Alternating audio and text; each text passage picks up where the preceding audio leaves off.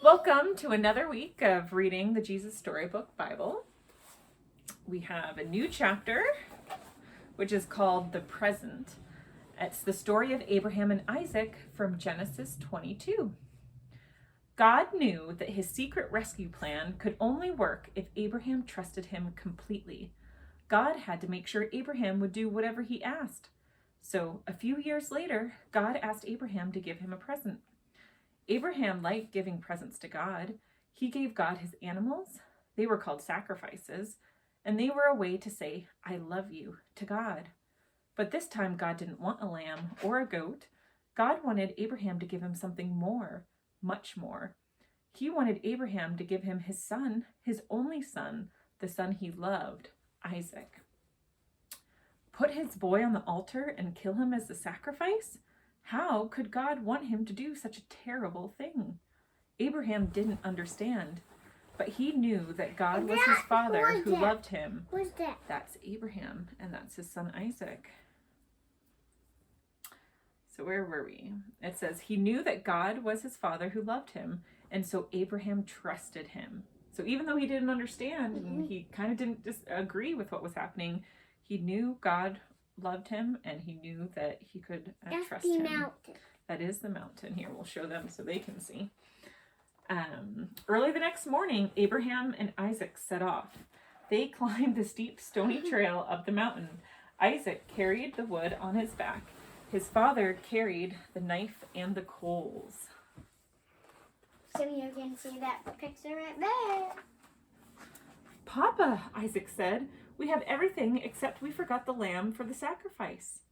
"God will give us the lamb, son," Abraham said. They built an altar and laid the wood on top.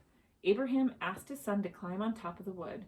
Isaac didn't understand, but he knew his father loved him, and so he trusted him. He climbed up onto the altar, and Abraham tied his boy to the wood. Isaac didn't struggle or try to run away. He just lay there quietly and didn't make a sound. Everything was ready. Abraham took the knife. Tears were filling up his eyes. Pain was filling up his heart.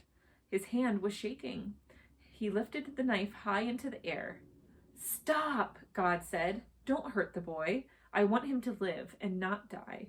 I know now that you love me because you would have given me your only son." Abraham felt his heart leap with joy. He unbound Isaac and folded him in his arms. Great sobs shook the old man's whole body. Scalding tears filled his eyes. And for a long time, they stayed together there like that, in each other's arms, the boy and his dad. Suddenly, Abraham saw a ram caught in some brambles, the sacrifice. God had given them what they needed just in time. The ram would die, so Isaac didn't have to. And so Abraham sacrificed the ram instead of his son. And as they sat there on the mountaintop, watching the embers of the fire die in the cool night air, the stars above them sparkling in the velvet sky, God helped Abraham and Isaac understand something. God wanted his people to live, not die. God wanted to rescue his people, not punish them, but they must trust him. One day, someone will be born into your family, God promised them, and he will bring happiness to the whole world.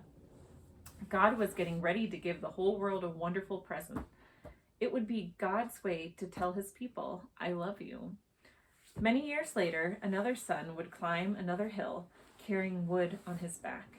Like Isaac, he would trust his father and do what his father asked. He wouldn't struggle or run away. Who was he? Jesus. Yeah, God's son, his only son, the son he loved, the Lamb of God. And so that's the chapter for today. I forgot to check to see if we have a coloring page from today's chapter. Let's see. No, we do not have a coloring page, so maybe for next week we'll see. And that story was a really good reminder for us to trust God, wasn't it? Sometimes, like my parents would tell me to do something that I didn't understand and I didn't think was the right thing to do, but I knew that they loved me and they wanted what was best for me, and so I listened. Just like I'm sure there's sometimes I tell you guys to do something which you don't like or don't understand. No, thank you. But yeah, so we can trust God because we know that He has, He loves us and He wants the best for us.